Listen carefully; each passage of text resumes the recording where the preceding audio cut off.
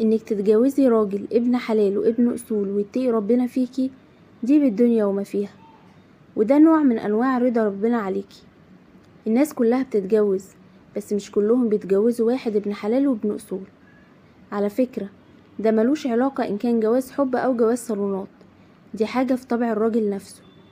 الراجل اللي يشتري خاطرك واللي يحافظ عليكي برموش عينيه، واللي يكون يمالي عينه وقلبه وتفكيره وحياته، واللي يسندك ويجي على راحته عشانك وعشان فرحتك، اللي يوعدك انه هيكون ونعم الزوج وفعلا يطلع قد كلمته، واللي تحسي ان ربنا كرمك وجبر خاطرك بيه، اللي يسعدك بما يرضي الله ويحتويكي ويحافظ عليكي وما يخليكيش تحتاجي لحد ويبقى هو دنيتك ورزقك في الدنيا.